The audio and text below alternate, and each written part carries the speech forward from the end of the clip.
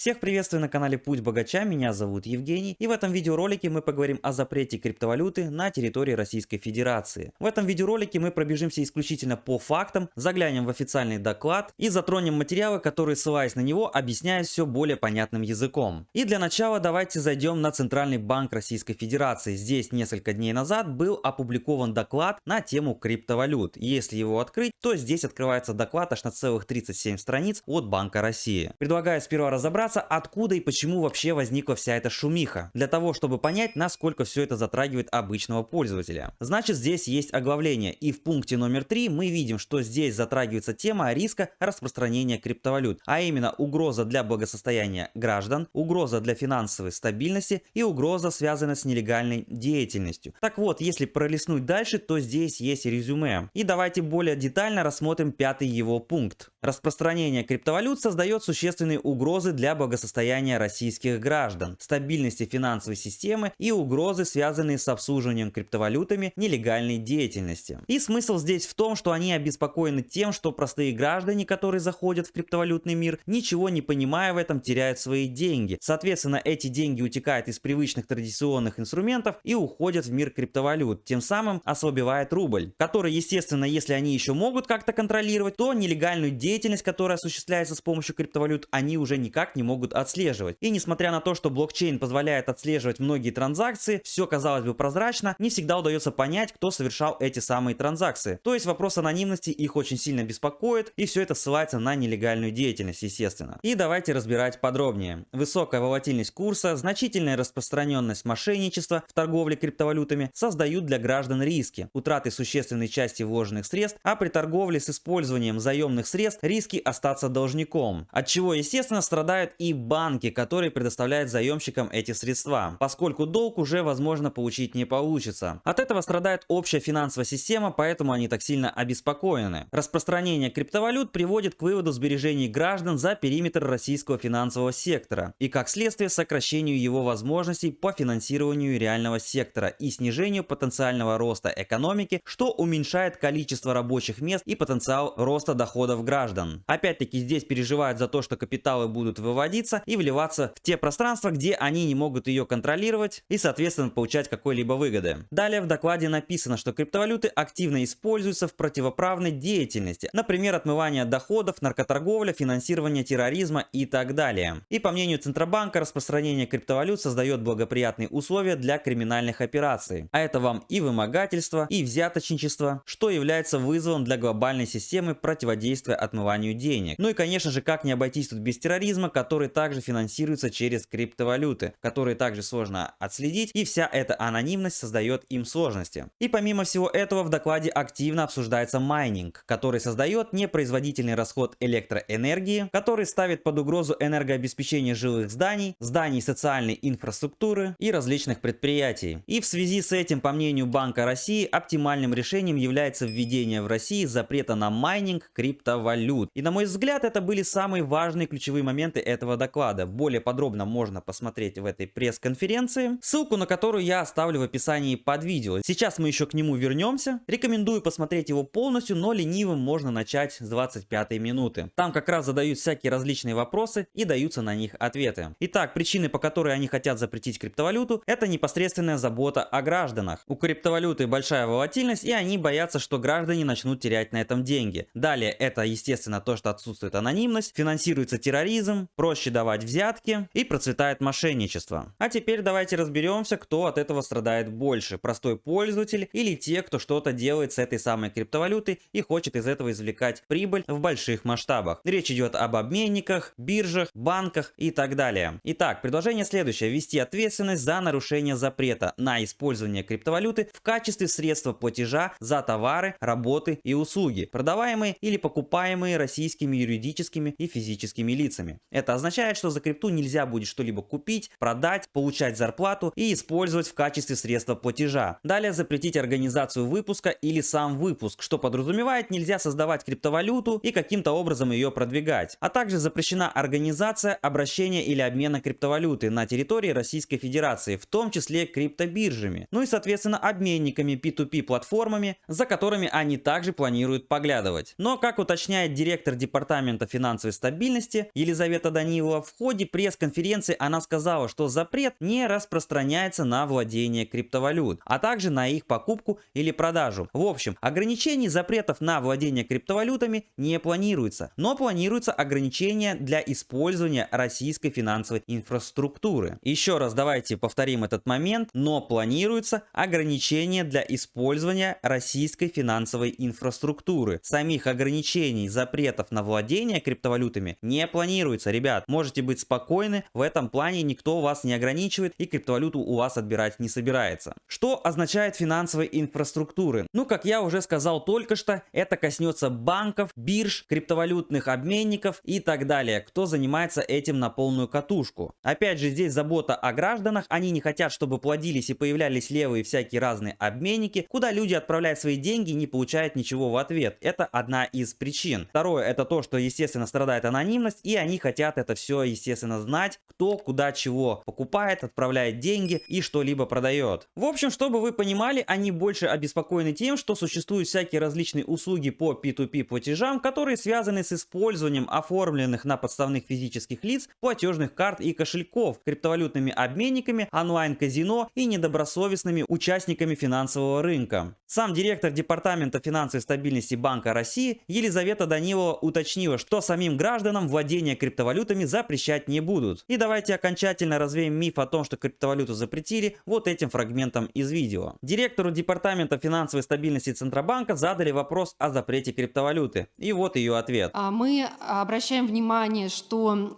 не планируем, да, не предлагаем ввести запрет на владение криптовалютами со стороны граждан, да. Это, естественно, возможно делать в иностранных юрисдикциях, хотя мы по-прежнему обращаем внимание, что криптовалюты несут значительные риски. Эти риски также связаны с приобретением криптовалюты в иностранных юрисдикциях, на иностранных криптобиржах, риски и мошенничества, и сложности с отстаиванием своих прав.